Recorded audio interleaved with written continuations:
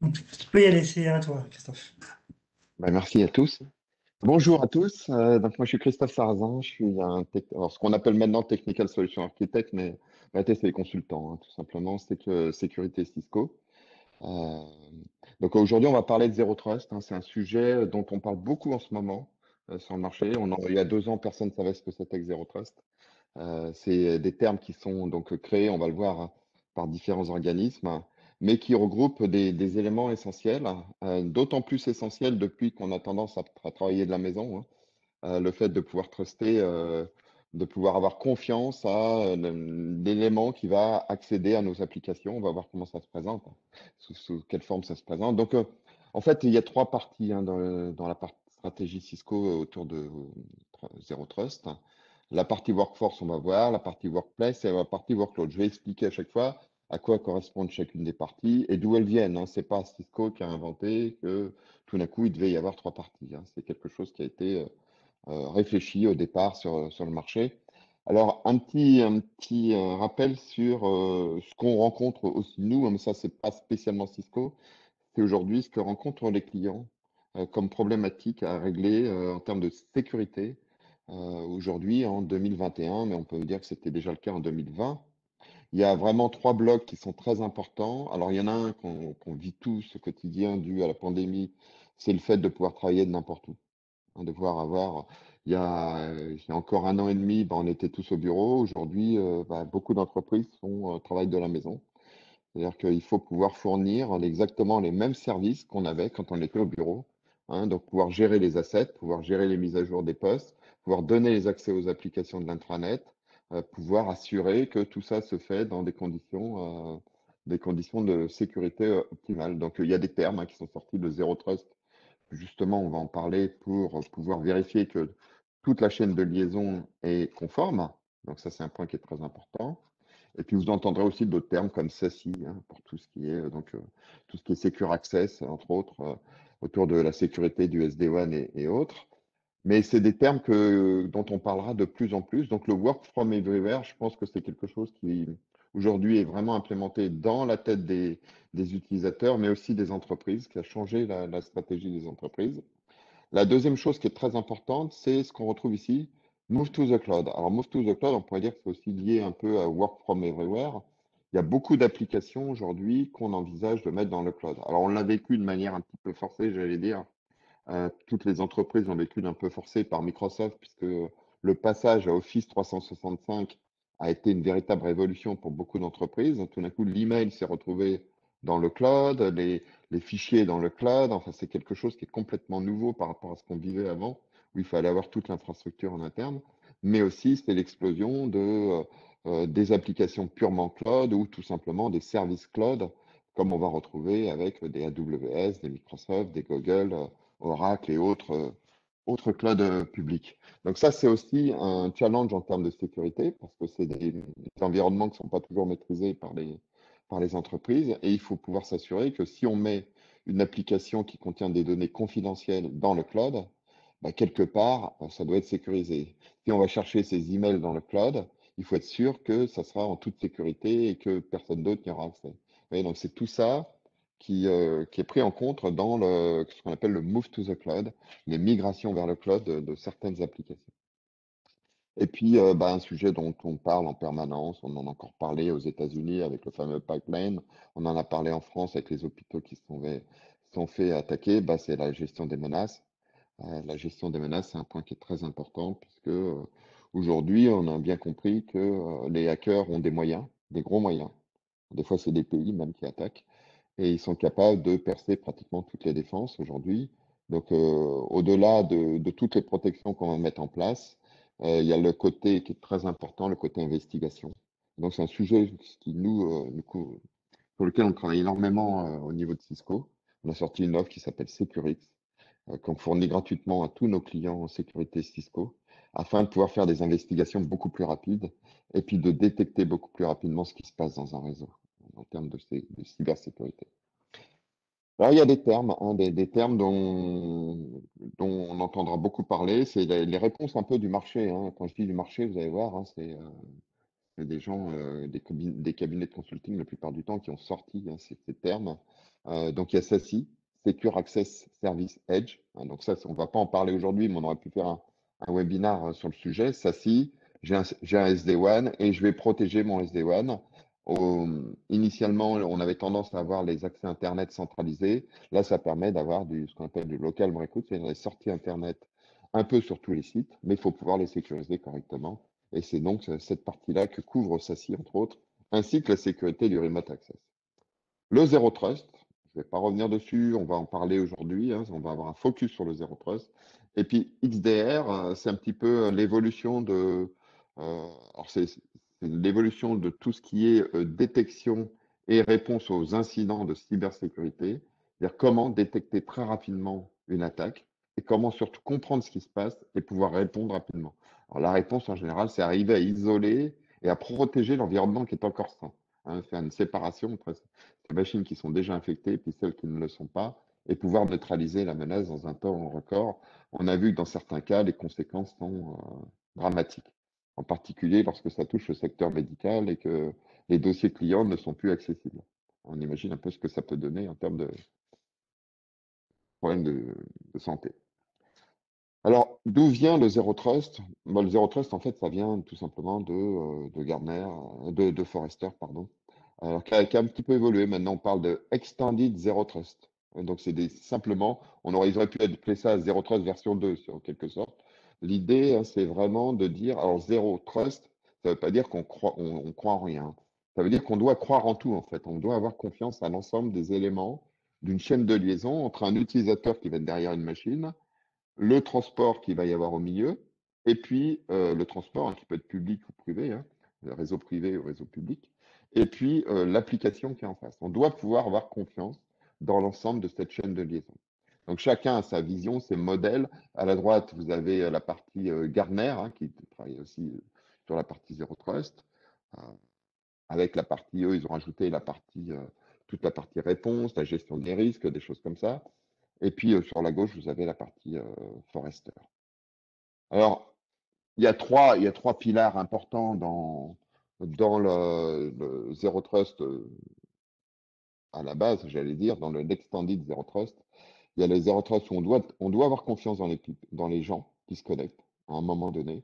Donc ça, c'est très important, on va en parler, mais la méthode d'authentification sur un réseau a un petit peu évolué. C'est-à-dire qu'aujourd'hui, quand vous avez des applications qui sont ouverte, j'allais dire, accessible de partout. Il ne s'agit pas de mettre juste un username password parce que ça, on sait que quoi qu'il arrive, il y a un risque. Même les passwords peuvent être compromis. On a vu plein d'éditeurs aujourd'hui publics, de logiciels qui, à un moment donné, avaient leur base de données qui avait été attaquée. Et les hackers ont récupéré les usernames passwords. D'où le fait qu'aujourd'hui, on parle énormément de multi-factor authentication. C'est-à-dire, même si j'ai le password, pour pouvoir rentrer dans une application publique ou privée, à un moment donné, on va me demander un deuxième facteur. Si la personne elle a perdu son password ou son password a été compromis d'une manière ou d'une autre, en fait, elle pourra pas, le hacker ne pourra pas se connecter tant qu'il n'aura pas le deuxième facteur d'authentification. Donc ça, c'est très important. Et puis, on a aussi la partie workload, aussi, qui est très importante, dont on va parler un petit peu plus loin, mais c'est très important cette partie-là. Et puis, la partie data, il faut aussi protéger les data. Plein de choses qui arrivent, entre autres dans SASI, tout ce qui est DLP et compagnie, ça fait partie des choses qui sont là aussi pour protéger les datas, vérifier que tout va bien, les chiffrer, enfin pouvoir vérifier tout ça, pouvoir vérifier que tout est bon. Alors maintenant, quand on regarde Cisco et qu'on dit à quoi ça correspond en fait notre stratégie Zero Trust, on a fait un bilan très simple, on s'est dit voilà, d'un côté, on a les utilisateurs avec les postes. Bon, ça, en l'occurrence, là, moi, je suis derrière mon PC à la maison. Voilà, donc c'est les seuls éléments que j'ai rien d'autre, j'ai pas d'équipement réseau. Enfin, je sors bien sûr sur Internet, mais j'ai pas d'équipement réseau particulier pour ajouter les fonctions de sécurité. Donc on voit qu'il faut déjà protéger l'utilisateur et de vérifier que c'est le bon utilisateur et que c'est le bon équipement. Et que l'équipement, il a un certain nombre de critères avant d'avoir accès à l'application. Ensuite, vous avez le workplace. Alors, le workplace, c'est l'endroit d'où je vais travailler. Alors, ça peut être du VPN ou pas, à distance. Ça peut être une simple session SSL vers une application. Ça peut être un VLAN, ça peut être un accès au LAN, ça peut être traverser un SD-WAN. Donc, tout ça, c'est le workplace, c'est les différents endroits d'où je vais travailler et éventuellement les différents équipements qu'on va connecter, hein. Le workplace comprend également toute la connexion des équipements IoT, industriels donc, hein. Donc ça aussi, c'est un point qui est très important. Et enfin, le workload, c'est peut-être la partie la plus complexe parce que ça consiste à vérifier que les applications ne sont pas vulnérables, ne sont pas infectées, sont accessibles uniquement par les ports nécessaires, un port TCP, UDP nécessaire. Alors, ça peut paraître simple quand on est dans un réseau, dans un data center entreprise où on mettra un gros firewall devant et puis on va commencer à filtrer. Ça peut paraître simple, je dis bien, hein. Mais en vérité, c'est beaucoup plus complexe que ça, parce qu'on l'a vu, hein, même une application officiellement bonne peut être infectée, peut être corrompue ou peut être vulnérable. Et dans certains cas, bah, même avec un firewall devant, bah, ça ne protégera pas l'application. Et surtout, ce qui est important, c'est que quand j'accède à une application, mettons qu'elle soit corrompue, je ne veux pas que cette application serve à récupérer mes credentials ou à récupérer mes données particulières ou qu'elle vienne infecter mon poste. Donc quand on dit zéro trust, c'est la chaîne de liaison de la gauche jusqu'à la droite ici pour pouvoir donc protéger l'ensemble des données qui rentrent les deux. Alors maintenant, si on met des produits en face, tout simplement, côté Cisco, alors il y en a d'autres, hein, des produits, parce qu'on a des produits aussi côté IoT, je vous les ai mis tout à la fin, un dernier slide. On va avoir la partie workforce. Donc, workforce, rappel, hein, c'est les postes et puis les utilisateurs. Il va être protégé par une solution qui s'appelle Duo. On va en parler juste après. On a le transport au milieu. C'est le SD Access. En SD Access, ça va comprendre le LAN, mais aussi le SD-WAN, hein, donc, ou éventuellement, on peut dire le VPN, hein, la méthode dont on va accéder aux données qui sont à l'autre bout. Et puis enfin, le Secure Workload qui est sur la droite, qui va comprendre à la fois les applications data center, des applications qui peuvent être publiques, hein, dans des clouds publics. Donc ça, c'est ce qu'on appelle le Secure Workload. L'objectif du Secure Workload, ça va être justement de vérifier un certain nombre de critères. L'avantage l'avantage que Cisco, évidemment, les différents éléments. Aujourd'hui, les sont capables de dire on fait du zéro trust. À la rigueur, un qui fait du MFA, comme c'est ce qu'il y a sur la gauche, il peut dire je fais du zéro trust. Et on n'a pas besoin de la chaîne pour pouvoir dire qu'on fait. Si on veut vraiment avoir l'ensemble de la chaîne de liaison, là, dans la plupart des cas, il faut faire appel à plusieurs éditeurs, ou alors il y a l'ensemble de cette chaîne de liaison. On va commencer par le workforce. Donc le workforce, Christophe, ce j'ai sont l'impression que ton son est Vous avez une question? un petit souci de son, Christophe, j'ai l'impression. Ça hache. Je bouge le casque. Vous m'entendez mieux là? Ouais, Ouais, c'est ouais, mieux ça va, là? en fait, c'est Tu coupé m'entends bizarrement. Mais vas-y, il n'y a pas de problème jusque-là, vas-y. pas? Attends, alors je Ouais, rebouge le c'est bon, casque on un n'entend peu. pas toutes Voilà. les. Ah. Il est peut-être plus proche de la bouche là. Ah, vas-y, c'est bon, je te Attache, dirai. attends, je coupe le Merci. casque.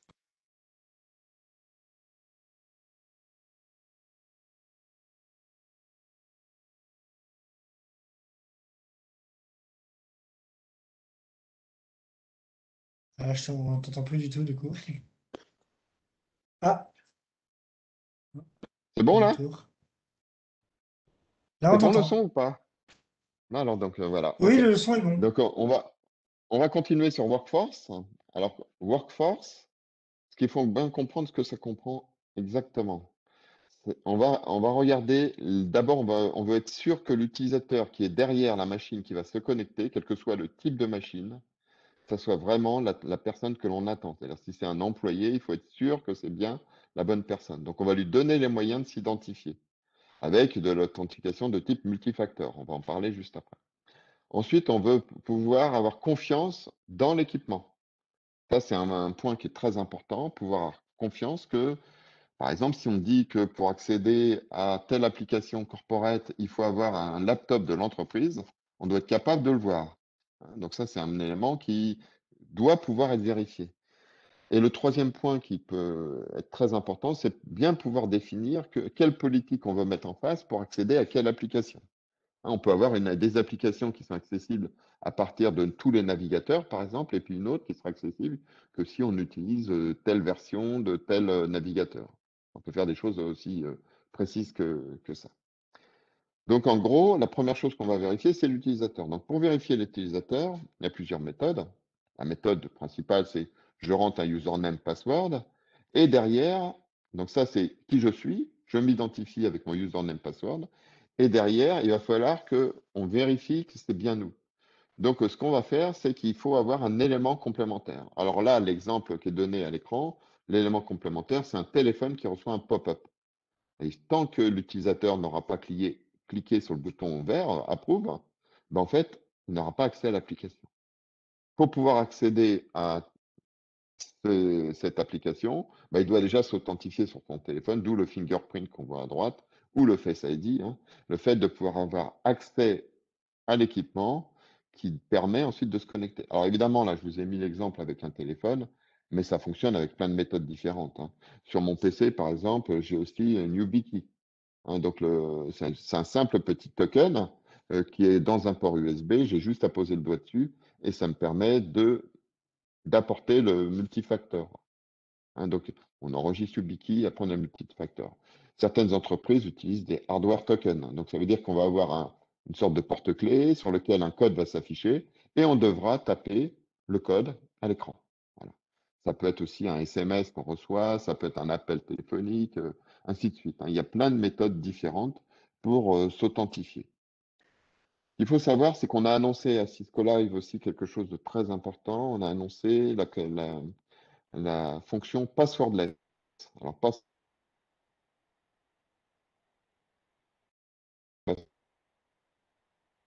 Ça recoupe, Christophe, je suis désolé. de ne pas avoir les voir un inducteur. Je ne sais pas pourquoi ça coupe, hein, c'est très bizarre, hein. Tu m'entends là? Ouais. Ouais, J'espère que j'entends, le mais son n'est ça a pas trop coupé pendant mauvais. plusieurs mots. Non, le son est bon, mais ça Voilà, coupe. donc j'étais en train d'expliquer le passwordless, hein. Donc, on rentre un username et tout de suite, on passe sur un deuxième facteur d'authentification. Ça peut être, par exemple, simplement mettre son doigt sur mettre son empreinte biométrique sur le poste, hein, qui permet d'éviter de gérer des mots de passe. Donc ça, c'est quelque chose qui a été annoncé à Cisco Live au mois de mars pour pouvoir faire du MFA. Ce qui est très important aussi, c'est qu'une fois qu'on a créé tout ça, au niveau du dashboard, on a une visibilité complète. C'est-à-dire qui s'est connecté à quel endroit, avec quel type de device, quel OS, quel navigateur, et puis tout un tas de paramètres sur le poste. Est-ce que le poste avait bien un firewall, un antivirus à jour? Est-ce qu'il était chiffré? Euh, est-ce qu'il a enregistré, est-ce qu'il a un certificat? Est-ce qu'il est enregistré dans le MDM, par exemple, hein? Tout ça, c'est des critères que l'on va retrouver dans un dashboard, ces critères qu'on peut utiliser dans des politiques d'accès et qu'on va retrouver dans un dashboard global. Ça veut dire que pour ça, on doit être capable de contrôler le poste. Pour contrôler le poste, là vous avez un exemple, j'ai pris une copie d'écran sur mon poste, tout simplement, où on va aller vérifier au moment où on accède à une application si le poste est conforme à la politique qu'on veut mettre en place. En l'occurrence, là, on vérifie que le firewall est à jour, que BitLocker est enable, c'est-à-dire que le poste est bien chiffré, qu'il y a bien un password système et que le système est à jour. Voilà, ça, c'est les vérifications qui ont été faites sur mon poste avant de me donner l'accès à une application interne Cisco, par exemple, hein. Ça peut être aussi avant de donner l'accès au VPN, avant de donner l'accès à mon email, avant de donner l'accès à n'importe quelle application publique ou privée. Donc ça, c'est pour les laptops, mais il y a l'équivalent qui existe évidemment pour les mobiles, hein, que ce soit Android, que ce soit iOS. Vous allez avoir un check complet des devices. On va vérifier qu'il n'est pas jailbreaké, par exemple, hein, qu'il y a bien un code PIN, euh, qu'il est chiffré. Donc voilà, c'est tous ces éléments-là qui permettent de dire, voilà, ben, cet équipement, on est autorisé à accéder à l'application avec cet équipement. Donc ça, c'est le deuxième trust. Donc on a trusté l'utilisateur. Ensuite, on doit avoir confiance dans l'équipement. Et puis maintenant, on doit être capable de savoir si le poste est infecté ou pas. Alors comment on fait ça? Ben, on a ce qu'on appelle un EDR, c'est un anti-malware de nouvelle génération, j'allais dire, qui fait en même temps du comportemental, hein.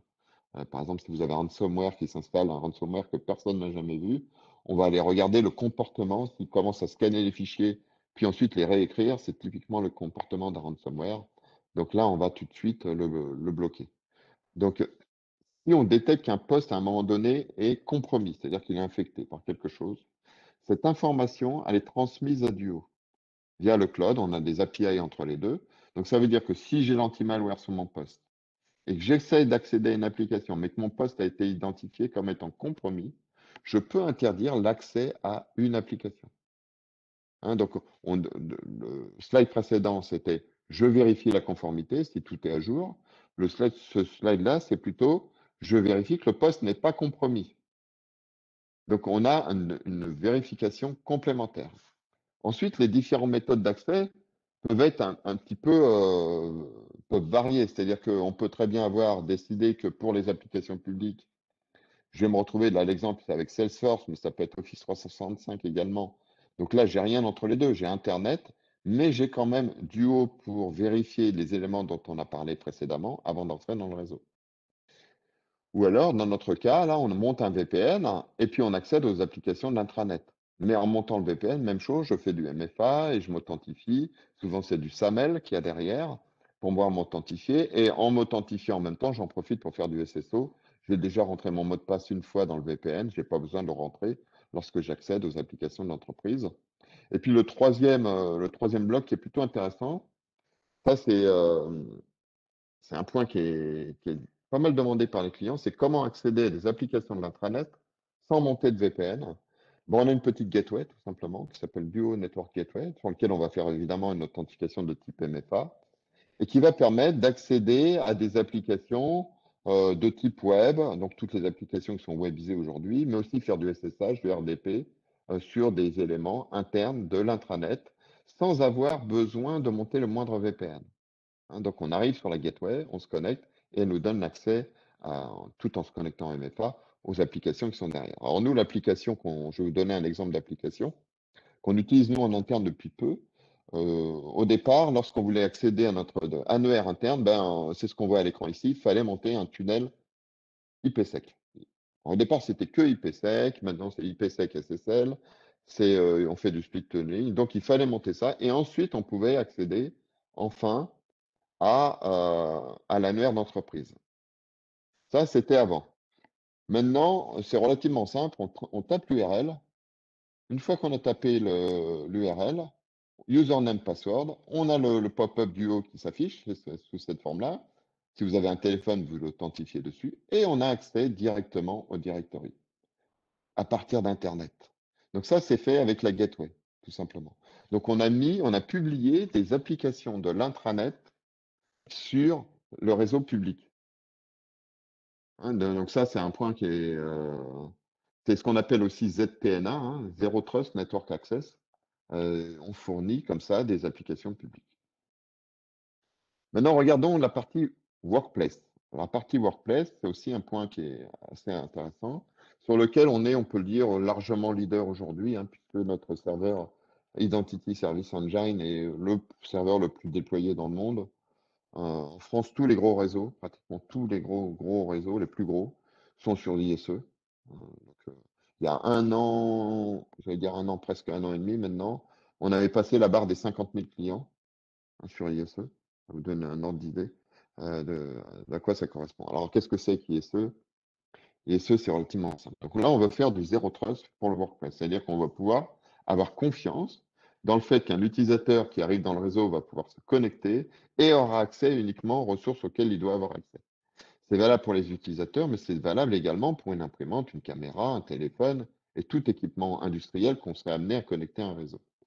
Donc, je me connecte au réseau. Alors, la technologie existe depuis des années, hein, puisqu'en fait, l'ISE à la base, qu'est-ce qu'il va utiliser avec les équipements d'accès au réseau? Du Radius. On pourrait dire, tiens, c'est un simple serveur Radius. Bon, ça fait beaucoup plus qu'un simple serveur Radius. Notre ancien serveur Radius s'appelait ACS. Ça, c'est la génération d'après.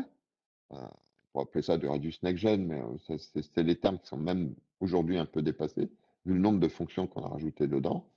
Donc, ce qui va se passer, c'est qu'un équipement ou un utilisateur rentre dans le réseau, on va l'authentifier, on va identifier l'équipement sur lequel est l'utilisateur ou l'équipement qui se connecte tout seul, sans utilisateur, et on va l'associer dans un environnement. Quand je dis l'associer dans un environnement, ça peut être un VLAN où on va taguer l'élément pour pouvoir ensuite filtrer un peu plus loin dans le réseau.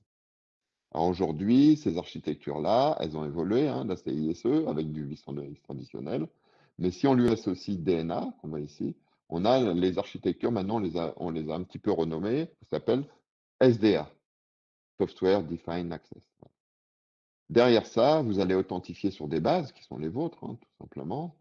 Et puis derrière, on va avoir accès à un certain nombre d'applications, tout en proposant la capacité de filtrer à travers des équipements qui peuvent être des firewalls tiers, qui peuvent être des switches de niveau 3, ou d'autres équipements qui sont interfacés pour contrôler ce qui se passe dans le réseau et permettre de dire, ben voilà, ce poste aura accès au réseau s'il est conforme, il aura accès au réseau si il est corporate, et puis comme c'est un utilisateur corporate qui est derrière, ben, il aura accès à un VLAN corporate particulier qui peut correspondre à un groupe de l'Active Directory, par exemple, hein, où il sera tagué d'une certaine manière. Et en fonction de cet environnement-là, on fournira l'accès à certaines applications. Ça, c'est vraiment trusté de bout en bout dans le réseau d'entreprise, euh, la manière dont on va avoir accès au réseau. Donc ça s'adapte évidemment à un petit peu tout l'environnement classique. L'idée, c'est on a un réseau dans lequel on va retrouver tout un tas d'équipements, Cisco ou non Cisco, et être capable de enforcer ces policies dynamiquement dans le réseau, c'est-à-dire dynamiquement en fonction d'un contexte. Le contexte, c'est tel utilisateur qui se connecte avec telle machine à tel endroit du réseau. Et elle est conforme, elle n'est pas conforme, elle est infectée, elle n'est pas infectée. C'est un contexte. Tout ce contexte, derrière, va déterminer ce à quoi l'équipement aura accès. Voilà.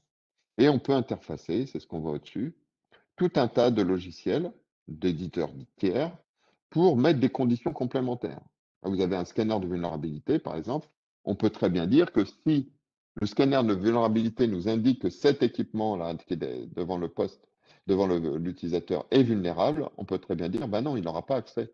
Il sera dans un VLAN de quarantaine. On peut très bien faire des choses comme ça. Le temps de patcher le poste. On peut faire des choses assez sympathiques de ce côté-là. C'est important aussi de bien monitorer ce qui se passe sur le réseau. Alors, la solution, au départ, s'appelait StiSwatch. On a renommé, nous, nos solutions, hein. Donc ça, c'est un point maintenant, c'est Cisco Network Analytics. Un petit peu changé, mais on le connaît toujours sous le nom de StiSwatch. Alors, comment ça fonctionne? En fait, on va regarder ce qui se passe sur le réseau. Pour regarder ce qui se passe sur le réseau, il faut savoir qui parle avec qui.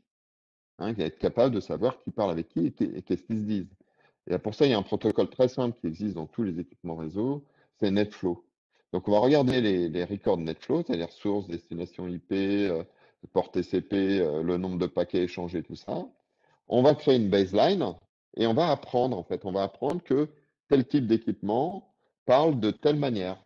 Hein, une imprimante, elle est censée parler avec son serveur d'impression, peut-être avec le DHCP pour aller chercher une adresse IP, peut-être avec le DNS pour faire quelques résolutions. Voilà. Hein, c'est les ports qui sont utilisés sur tel port. Le port d'impression, c'est tel numéro de port TCP, ainsi de suite. Chaque équipement, on sait avec qui il doit parler et sur quel port. Donc, ça permet de créer une matrice et d'avoir une visibilité d'un point de vue flux, et d'un point de vue sécurité. Parce que si à un moment donné, il y a des déviations, tout d'un coup, on se rend compte que, comme ça a été le cas pour la diffusion de WannaCry, par exemple, à l'époque, tout d'un coup, on a vu du SMB version 1 qui se diffusait de poste en poste. Ben, c'était du jamais vu avant. Donc ça veut dire que si c'était du jamais vu avant, c'était un changement de comportement par rapport à la normalité. Et ça, c'est une alarme qui remonte pour dire attention, il se passe quelque chose dans votre réseau. Alors qu'on ne la connaît pas, l'attaque, mais on voit un changement de comportement. Donc ça détecte tout un tas de choses au niveau sécurité pure, mais aussi au niveau comportemental. Ça, c'est un point qui est très, très important. Alors, à quoi ça va nous servir tout ça, de voir qui parle avec qui? Ben, ça permet de créer des matrices, comme on voit ici. Là, on le voit avec une caméra, par exemple. L'exemple est fait avec une caméra qui va envoyer des alertes à un système de management, qui sera capable de streamer les flux vers soit des employés, soit des serveurs qui vont les recevoir, qui aura une interface web sur lequel on pourra faire du SSH, par exemple. Donc, c'est un certain nombre de flux qui vont être créés. Donc, on va pouvoir dire que voilà, le groupe caméra doit accéder à tel groupe avec tel flux. Ça, c'est la base. Donc, ça va se créer comme ça tout seul. On va créer cette matrice, il n'y a rien à faire, hein. La solution, donc ça, en l'occurrence, c'est fait dans DNA, reçoit cette matrice, la crée, vous pouvez voir les flux, savoir ce qui se passe. Ça, c'est la phase 1, c'est-à-dire c'est la phase, à la rigueur, je me contente de faire de la visibilité, Je ne change rien dans le réseau, j'ai pas appliqué de tag, j'ai pas appliqué de VLAN, j'ai rien appliqué du tout. Le réseau est ouvert, j'ai quand même cette matrice. Maintenant, si on veut vraiment commencer à implémenter quelque chose dans le réseau, bah, ça serait de transformer cette matrice en politique d'accès. Pouvoir dire, voilà, j'active cette matrice et je filtre. C'est-à-dire, je vais dire, voilà, à partir de maintenant, j'ai d'implémenter un certain nombre euh, d'accès qui sont autorisés ou interdits. En rouge, c'est ce qui est interdit. Et puis, dans ma matrice de commutation, ma matrice qu'on appelle SDA chez nous, automatiquement, les règles vont être implémentées. Et ça se présente sous cette forme-là, c'est-à-dire ça se présente sous la forme j'allais dire, d'un environnement dans lequel on définit des groupes qui sont reconnus tout seuls, puisque une des fonctions d'ISE et de DNA aussi maintenant, c'est de faire du profiling, c'est-à-dire être capable d'identifier qu'au moment où vous branchez une imprimante, c'est une imprimante Lexmark modèle temps, par exemple, hein. À un moment où vous branchez une caméra, il va vous dire c'est une caméra Ricoh ou Sony modèle temps, ou peu importe le modèle d'ailleurs, il va vous dire ça. Et puis qui sera capable aussi de vous dire, ben voilà, cet équipement, qui est une imprimante identifiée, elle travaille sur tel port vers telle destination. Donc ça permet de faire modéliser en quelque sorte votre réseau, d'avoir une bonne visibilité sur ce qui se passe dans le réseau. Et le zéro trust passe par là, puisqu'on veut pouvoir truster le transport qui est au milieu, et on va pouvoir dire, voilà, je truste le transport qui est au milieu, mais en même temps, je veux pouvoir renforcer éventuellement, même si je ne mets pas de filtre, bah, pourquoi pas le faire? À la rigueur, pourquoi pas dire, bah, si c'est une imprimante, elle est censée faire que de l'impression, et si elle est censée faire que de l'impression, eh ben, je vais lui autoriser uniquement les ports qui sont nécessaires. Un petit peu le concept. Alors ce concept, il se prolonge un peu plus loin, puisqu'en fait, il va jusqu'au SD-WAN, hein. Moi, je vous l'ai montré sur un campus. On met du SD Access sur le campus, mais évidemment, de bout en bout, quand on a de multi-sites et qu'on se retrouve avec cette notion de SD Access sur chacun des sites, il faut pouvoir le prolonger sur le SD-WAN. Et c'était un petit peu l'idée ici. Je vais passer la main à Nicolas pour trois slides, euh, pour qu'il puisse parler un petit peu de retour d'expérience justement sur ce sujet-là qui tourne autour du Network Access, du 802.1x, d'ISE et puis de tout ce qu'on peut retrouver autour. Parfait, merci Christophe. Donc côté Nomios, ça fait maintenant quelques années qu'on travaille sur ces sujets. Zero Trust, bien avant même que les termes finalement Zero Trust apparaissent, des sujets autour de la sécurisation, du contrôle d'accès au réseau sont apparus assez massivement chez nos clients maintenant depuis 36 mois à peu près. Bien évidemment, là, depuis 12 mois, le sujet s'est un petit peu déporté également sur le Zero Trust lorsqu'on est sur une position home office, hein. C'est aussi des sujets qu'on travaille et qu'on aborde. Mais on va dire que le gros des projets qu'on a menés jusqu'à maintenant était vraiment centré sur le Zero Trust Workplace, hein, donc comment sécuriser l'environnement réseau entreprise, filaire et sans fil, et être capable donc d'identifier les terminaux, sécuriser les échanges, et pourquoi pas aller jusqu'à l'analyse comportementale, détecter les menaces et prendre, on va dire en temps réel, des actions correctives pour limiter les accès à un poste qui serait compromis. Donc à travers quelques petits retours d'expérience et quelques exemples, je vais vous détailler ce qu'on a réussi à faire sur quelques clients importants. Donc c'est déjà un sujet qu'on a retrouvé chez bon nombre de nos clients, tout secteur d'activité. Là, j'ai illustré 2 clients, un qui est dans le transport et l'autre dans le retail. Donc déjà, on se rend compte qu'au niveau vertical, tous les clients sont vraiment à l'écoute de ce sujet du Zero Trust. Le besoin initial, il démarre souvent au niveau de la sécurisation des connexions des terminaux et des utilisateurs aux infra-réseaux de l'entreprise, d'accord, filaire et sans fil. Et puis VPN quand on raisonne sur l'aspect également home office. S'y est greffé bien sûr la partie IoT. Je fais une petite distinguo moi de mon côté entre IoT et OT, parce que c'est vraiment quand même deux mondes différents. On va dire aujourd'hui sur le métier de la DSI et de l'IT, se sont greffés, on va dire l'IoT, donc tout ce qui va être smart building, caméra, qui sont sur les réseaux, on va dire classiques de l'entreprise. L'OT est souvent encore sur des réseaux, des infrastructures réseau séparées, mais on a également ce sujet présent dans l'OT, mais c'est pas ce qui a été traité à travers ce retour d'expérience. Donc le sujet initial, il porte surtout sur la sécurisation de la connexion. Et puis derrière, le client cherche aussi à apporter un peu de valeur à la solution en essayant d'avoir une meilleure visibilité sur les terminaux connectés au réseau, avec qui il discute, quelles sont les applications qui sont accédées depuis les clients. Restreindre ces communications sur la base d'une approche en micro-segmentation. Donc là, l'idée, c'est vraiment aussi un peu de simplifier parfois la segmentation qu'on fait en travaillant sur des critères plus simples à manier que les classiques attributs réseau, adresse IP. Là, on a des approches un petit peu disruptives à ce niveau-là, notamment avec les infras Cisco autour d'ISE et les infras de commutation et wireless Cisco. On va se baser sur des security group tags. Et puis dernier point, c'est quelque chose qui est aussi important, c'est limiter et contenir la propagation des menaces. Donc ça, l'idée, c'est de réaliser une analyse un petit peu comportementale des infrastructures en se basant sur les flux réseau. Donc analyser, construire cette baseline dont parlait Christophe, hein, des comportements normaux de ce que doit être au niveau d'un endpoint, son accès à une application, une imprimante vers son serveur, etc. Et détecter lorsqu'un endpoint a un comportement déviant ou carrément quelque chose qui est malveillant, le détecter rapidement et automatiquement prendre une contre-mesure associée, c'est-à-dire limiter son accès, le mettre en quarantaine, voire le déconnecter du réseau si on juge qu'on doit aller jusque-là. Donc notre réponse, souvent, elle est construite autour de trois piliers. Donc le premier, c'est vraiment d'accorder le bon niveau d'accès au réseau aux utilisateurs et aux terminaux. Donc on se base sur la brique de Network Access Control Cisco ISE, qui est bien plus qu'un simple serveur Radius, hein, comme l'a dit Christophe. Ensuite, derrière, c'est classifier et segmenter les utilisateurs. Donc là, on s'appuie toujours sur ISE, mais sur des briques beaucoup plus avancées, comme le profiling, la posture, la capacité à se coupler à des systèmes tiers pour récupérer du contexte sur les terminaux, en MDM par exemple, pour savoir si le terminal est compliant. Et puis donc derrière, définir des politiques de segmentation et de micro-segmentation associées aux terminaux, aux utilisateurs. Et puis le dernier point, donc détecter de façon proactive les terminaux qui pourraient être compromis ou qui pourraient présenter un comportement déviant par rapport à la baseline qu'on connaît d'eux, et donc limiter en temps réel leur accès au réseau, puisque c'est souvent comme ça que se propagent les malwares, hein, c'est à travers des mouvements latéraux, de la reconnaissance, et puis après l'exfiltration de données, etc. etc. Donc vraiment travailler dès le départ sur les premiers mouvements, les premiers signes d'une compromission et bloquer l'équipement à ce niveau-là. Tu peux avancer, Christophe, merci. Donc au niveau de la méthodo, c'est des projets qui sont quand même assez complexes, mais on a une méthodologie assez précise pour les mener à bien. Donc déjà, on s'attache à définir avec le client l'ensemble des règles d'authentification et d'autorisation pour les terminaux et les utilisateurs. Donc là, dans un cas concret, on a fait un projet pour 4000 utilisateurs à peu près impactés. Comment est-ce qu'on travaille? On travaille en phase. Parce que e-workplace dit quand même on touche quelque part un petit peu au poste de travail et à la façon dont le poste de travail se connecte à l'environnement réseau. Donc c'est quelque chose qui est un sujet sensible chez nos clients, pour la bonne et simple raison que on n'est pas là pour dégrader l'expérience utilisateur, simplement la sécuriser. Donc on déploie les choses par étapes. On fait souvent ce qu'on appelle un mode de dry run, c'est-à-dire qu'on va construire les règles de sécurité, de contrôle d'accès, mais on va les jouer à blanc, d'accord, pendant un certain temps, pour être sûr d'éliminer entre guillemets tous les taux d'échec qui sont non désirés liés à une mauvaise configuration du poste, à une mauvaise configuration de l'annuaire sur lequel on s'authentifie, à un attribut qui n'est pas correctement affecté à un utilisateur, etc., etc.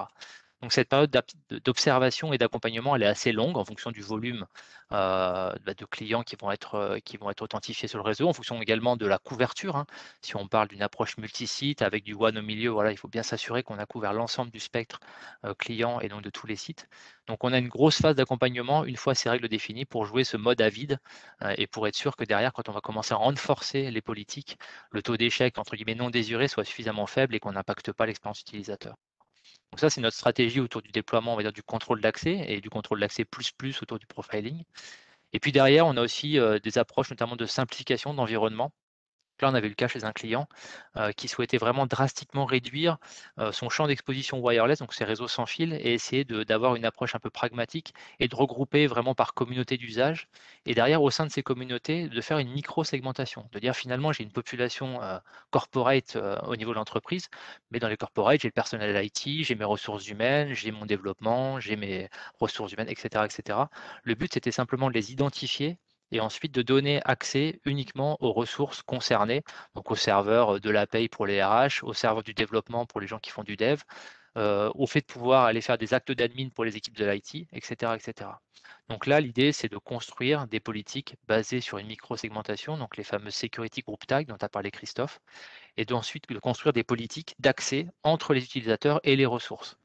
Donc ça nous a permis notamment de réduire drastiquement le nombre de SSID diffusés. Donc on a finalement réduit à la fois au niveau corporate, mais également au niveau IoT, OT, puisqu'on va être capable d'avoir la même politique pour des équipements qui vont s'authentifier sur d'autres facteurs qu'un certificat ou un credential d'un annuaire Active Directory ou LDAP. On va pouvoir appliquer le même type de politique et se baser sur Security Group Tag pour discriminer l'équipement et mettre en place des matrices de flux et des politiques qui ne sont pas du tout basées sur des attributs réseau classiques, mais bien sur ces security group tags. Et enfin, le dernier point, ça c'est des choses qu'on a aussi travaillé à la fois dans l'IT et dans l'OT, c'est on va dire le couplage et l'intégration d'une plateforme comme ISE avec l'écosystème client. On avait un client qui disposait déjà d'une solution d'analyse comportementale des flux réseau qui n'était pas Cisco Secure Network Analytics, Stealthwatch, mais qui était une autre solution du marché, mais qui se trouvait compatible à travers PXGrid. Donc PXGrid, on va dire, c'est une brique fonctionnelle de l'ISE qui permet de se coupler à des solutions tierces du marché en mode un petit peu out of the box. Donc les partenaires technologiques de Cisco ISE vont s'interfacer avec PXGrid pour amener du contexte de façon, alors ça peut être des échanges bidirectionnels, d'ISE vers la solution et de la solution vers ISE. Et ça permet à l'ISE d'avoir plus de contexte pour prendre des bonnes décisions ou pour prendre des décisions parce que l'équipement présente, par exemple, un score de compromission important. Donc là, c'était le cas. L'idée, c'était de construire un score de confiance au niveau des équipements connectés, au niveau de l'environnement IT. Et dès l'instant où on avait un score de confiance qui se dégradait par rapport à l'analyse de différents critères, est-ce que l'équipement a consulté des sites web malveillants? Est-ce qu'il a des comportements un peu déviants sur le réseau? Il se met à scanner le réseau. On a de l'élévation de privilèges qui est fait vers un serveur alors que normalement cet utilisateur et ce poste-là n'ont pas à avoir accès à ce serveur. Ça vient globalement à modifier le score de confiance. Et une fois que ce score a atteint un certain niveau, on est capable, au niveau de l'ISE, de modifier entre guillemets la posture de connexion du poste et de l'envoyer dans un VLAN de quarantaine ou lui restreindre ses droits, voire de le déconnecter du réseau. Donc ça, c'est des choses sur lesquelles on a travaillé avec de l'écosystème, mais également avec des solutions Cisco dans l'environnement OT notamment, puisqu'on va retrouver également la même problématique dans l'environnement industriel. Voilà, donc à travers ces petits retours d'expérience, voilà, c'est pour vous montrer qu'on sait adresser aussi bien la partie workplace, à travers l'ISE, à travers la partie LAN et Wi-Fi. On déborde toujours un petit peu sur la partie utilisateur, puisque le poste du travail nécessite une authentification à travers des certificats, à travers un MFA qui peut être fait par Duo comme on l'a vu. Mais c'est des choses qu'on sait adresser maintenant depuis 24 à 36 mois et sur lesquelles on a des vrais retours d'expérience à partager et à démontrer. Voilà, Christophe, je te rends la main pour la suite et la fin de la présentation. Ben, merci. Alors, n'hésitez pas à poser les questions dans le chat au fur et à mesure, dans le Q&A. On vous y répondra, on y répondra sans problème. Alors, le dernier point, c'est Secure Workload. Alors, évidemment, à chaque fois, c'est des termes qui ne parlent pas forcément tout de suite. On dit Secure Workload, qu'est-ce que c'est? Ça ne paraît pas forcément simple. En fait, pour retenir le Secure Workload, c'est ce qui va se passer côté applicatif, du côté des serveurs. Comment on va protéger tout ça? Alors, évidemment, on va parler de segmentation, parce que là aussi, on a besoin de firewall, on a besoin de segmenter. Pour ça, il faut avoir une bonne visibilité sur les flux. Qui fait quoi? Qui est censé faire quoi? C'était très compliqué dans un data center d'arriver à faire une matrice des flux applicatifs. Très, très compliqué. Surtout que, en fonction des mises à jour de version de software, il peut y avoir des flux qui changent. Donc, avoir la matrice en permanence, c'est compliqué. Donc, la solution Secure Workload, pour ceux qui le connaissent sous un autre nom, ça s'appelait Tétration avant. Je vous ai dit qu'on a renommé nos solutions. Donc, Secure Workload, c'est Tétration, fait entre autres cette fameuse matrice. Vous montre la matrice. Qui fait quoi? Quelle application fonctionne sur quel port? Donc, la première chose que ça va permettre aussi, cette matrice, ça va permettre de mettre en place de la segmentation, la micro-segmentation. La segmentation qui va pouvoir se diffuser soit à travers des firewalls physiques, soit directement au niveau des firewalls des postes. On va revenir dessus un petit peu après.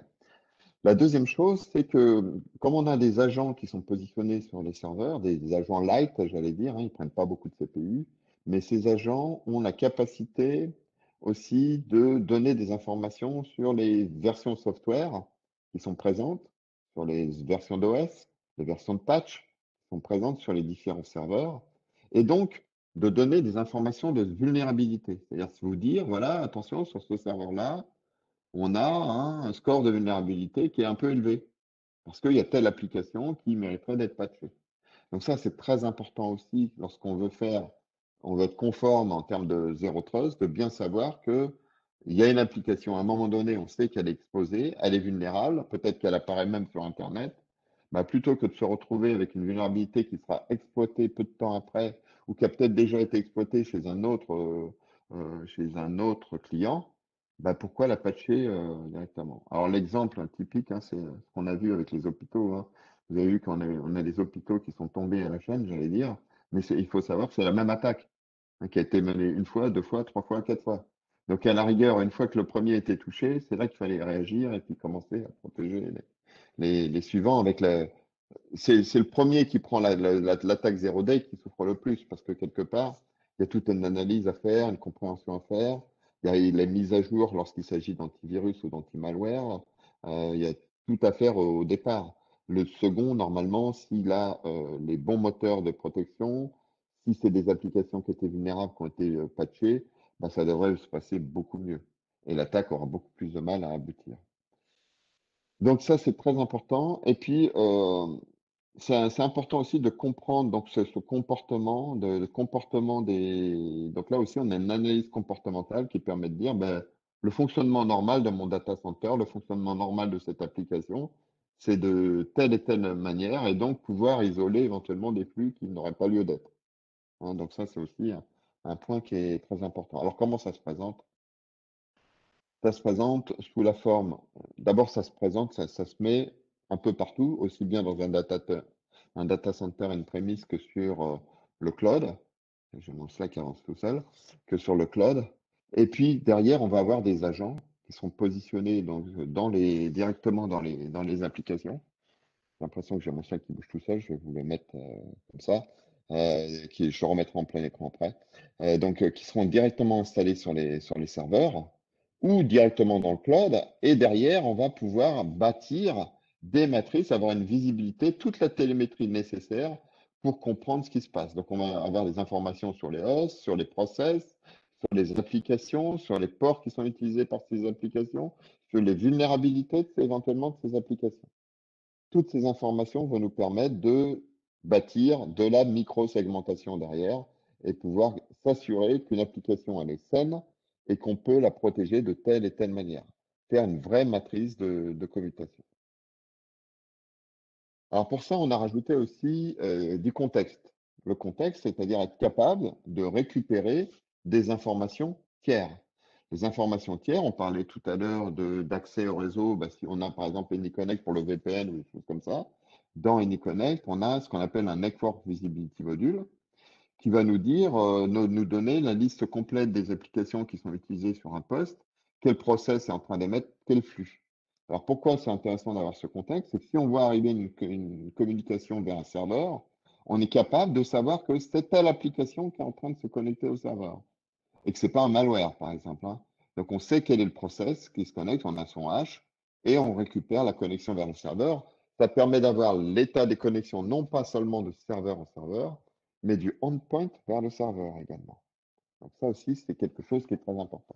Et puis, on va récupérer aussi des infos de contexte dans les clouds, hein. Dans les clouds, vous avez un peu l'équivalent de NetFlow. Vous savez quelle machine discute avec quelle machine. Et ça permet comme ça d'avoir une visibilité complète sur les transactions aussi bien in-premise que dans les clouds ou dans les applications qui sont directement diffusées sur les applications as a service comme par exemple ServiceNow ou toute application qui serait publique. Donc ça, c'est important. On peut récupérer aussi des informations de produits tiers. Là, on a l'exemple avec les load balancers F5. C'est important aussi de savoir que derrière un load balancer qui va avoir une VIP, il y a telle et telle IP. Avoir cette information complète sur cet élément-là. Et puis, si par hasard, on ne désire pas filtrer au niveau des serveurs, on a aussi la possibilité d'orchestrer des règles directement dans les firewalls ou via des logiciels d'optimisation de règles comme AlgoSec, par exemple, hein. Ça, c'est l'exemple qui est donné ici. Il y en a d'autres, hein, bien sûr. Mais pouvoir orchestrer et dire, voilà, bah, parce que telle application elle est censée travailler sur tel port, tel port, tel port, avec telle destination, bah, pourquoi pas enforcer ça directement dans les firewalls. C'est des choses qu'on peut faire aussi, hein. Et puis, bien sûr, envoyer vers les différents SIEM les informations sur tous les événements de sécurité qui pourraient se produire. Donc là, on est vraiment dans une analyse data center, ce qui se passe, et on a vraiment une vue complète, hein. Qu'est-ce qui tombe dans la database? Comment fonctionnent les applications? Comment on les a segmentées? Est-ce qu'on respecte bien la segmentation? Si on a mis en place une micro-segmentation automatique, c'est-à-dire qu'on a défini que comme telle application est censée parler avec telle destination sur tel port, on a mis en place des règles de filtrage. Si à un moment donné, il y a une déviation par rapport à ça et qu'on voit qu'il y a des tentatives de connexion sur des ports qui ne sont pas ouverts, ben on reçoit une alarme pour nous dire, attention, est-ce que c'est dû à une mise à jour de l'application qui nécessite de nouveaux ports ouverts? Est-ce que c'est une attaque? Ça peut être aussi des choses comme ça. Et on va même regarder le comportement des process par rapport à la baseline. Un process, par exemple, qui n'a jamais, en exemple, vous avez une application qui commence à aller chercher des noms d'utilisateurs ou à taper dans la base de données alors qu'on ne l'a jamais vu avant. Donc ça aussi, c'est quelque part des choses on va voir directement pour voir directement. Donc, vous voyez, là, vous avez tous les cas d'usage, hein. Tout autour, on va retrouver tous les cas d'usage, la déviation de process, on en a parlé là, l'exfiltration de données aussi, hein, des signes d'exfiltration de données très importantes. Pouvoir voir la vulnérabilité software aussi, c'est important, ainsi de suite, hein. Donc on a comme ça tout un tas d'informations. Évidemment, on a un dashboard permanent qui nous permet de monitorer, de recevoir des alertes sur la conformité et sur le fait que tout est conforme par rapport à ce qu'on attend. Et puis on peut renforcer dynamiquement la segmentation, on va dire la micro-segmentation euh, dans le réseau. Voilà un petit peu le principe. Alors tout ça, tout ce qu'on vient de voir là, donc ça couvre Zero Trust. Mais évidemment, quand on regarde la gamme Cisco, alors il y a tout un tas d'équipements qui sont dans la gamme. Que ce soit SASE ou Zero Trust, l'idée c'est de mettre un petit peu en musique tout ça et d'apporter des solutions, hein. Là, on parle de solutions quand on parle de Zero Trust, plus que de produits. Euh, et même chose pour SASE. On apporte une solution autour de SASE. Mais on a aussi, bien sûr, tous les produits qui vont bien, que ce soit de la partie firewall. Alors, Network Security, c'est le premier bloc hein, que vous voyez ici, avec les firewalls, avec l'analyse trafic réseau aussi. On a mis dedans les gateways, mais enfin, ça va aussi dans le web, quelque part, protection web, hein, donc les proxys. Le endpoint, très important, le endpoint. Aujourd'hui, on a un EDR qui est assez puissant, qui s'appelle AMP, Advanced Malware Protection, qui permet donc de protéger les endpoints. On a un client VPN qui aujourd'hui est très présent sur le marché, qui s'appelle NanyConnect, qui fait plus que du VPN. Il fait aussi la connexion vers la protection de Proxy Cloud. Il fait aussi le 802X, il fait aussi la posture, il fait aussi tout un tas de services complémentaires. Alors, aujourd'hui, on a encore 2-3 clients, j'allais dire. On a aussi le multifacteur, hein, Duo, dont on a parlé avant. Ce qui est en train de se passer chez Cisco, c'est qu'on est en train de fusionner tous nos clients. À travers AnyConnect, on aura un simple client qui s'appellera peut-être Cisco Secure Endpoint. Mais c'est les mêmes clients, hein, c'est nos clients d'aujourd'hui qui ont acheté un AnyConnect auront simplement le nom qui va changer, puis des modules complémentaires qui vont apparaître à l'intérieur. Il n'y a pas de grosse différence. Puis beaucoup de choses autour du cloud. Il y a énormément de choses autour du cloud. Alors, toutes les solutions peuvent être mises elles apparaissent en général en physique, en VM. Alors, quand je dis VM, c'est KVM, VMware et Microsoft. C'est les trois hyperviseurs, les premiers hyperviseurs qu'on voit, mais aussi ils apparaissent dans le cloud. Nativement, vous les retrouverez sur AWS, sur Azure, pour certains même sur Google, sur Oracle Cloud, sur Alibaba Cloud. Vous voyez, donc ces solutions-là, on a vraiment pour objectif de pouvoir les proposer toujours dans 3 déclinaisons, physique, virtuelle et cloud. Et puis, bien sûr, si on fait du cloud, il faut pouvoir fournir toutes les fonctions cloud de protection. Donc, protéger vos applications qui sont dans le cloud ou protéger le browsing, hein.